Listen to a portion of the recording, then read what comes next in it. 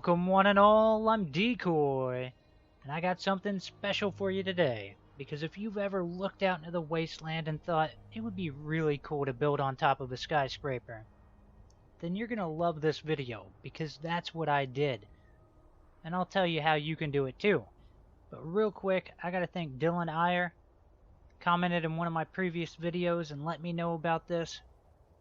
And I'm pretty grateful because this was a lot of fun to build, a little challenging, but well worth it. So the way to work is I'm going to give you a tour of this camp, kind of tell you where to put down your camp, and then I'll give you the location in case you don't know where this is. So starting off, when you first make your way up to my camp, we got the power armor statue, an open sign, and a no vacancy sign, because why not?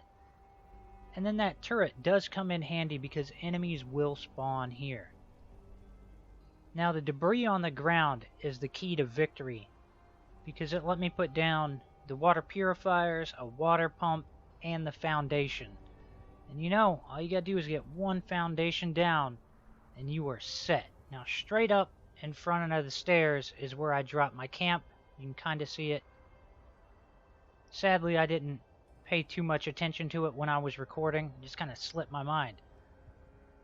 Now down here, this would be like my little shop type thing for when vending machines are a thing. Hopefully they don't get pushed back again. They'll be fitting in there.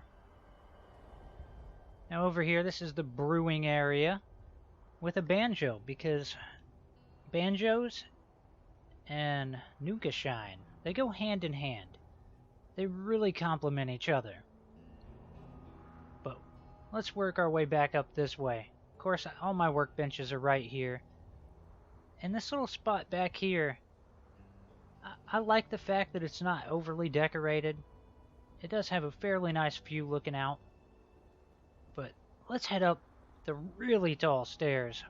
I gotta warn you, when you're up here, it causes frame rate issues. They clearly didn't expect anyone to get up here. But we'll head into this little house. And there is something kind of interesting that happens when building here. So if you look at my floor and my table and my chair, see how they're textured? That is the texture that should be on the building. But when you build up here, it sucks the texture and puts it on whatever you built, which actually is pretty cool, but it could be fairly annoying.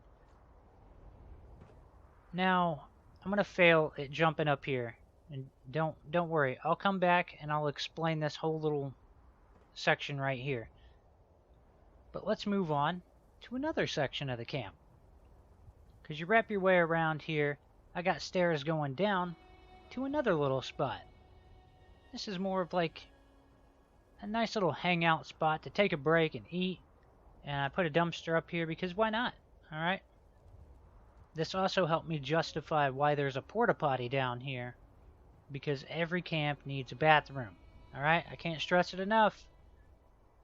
Now, before we go down, let me hop back up here. So I hit the max level for my camp, so I couldn't put a roof on here. And without it having a roof, I didn't want to make stairs going up, so I was like, you know what? We'll make like a little Fashnock fire. Why not? It actually turned out fairly well because that lights most of the building. But that pretty much wraps up this part of the camp. But there is definitely more to this camp. Something insanely awesome. And I want to show it to you, but I think I'm going to hold off until I hit the 3,000 sub mark and I can put it in that video.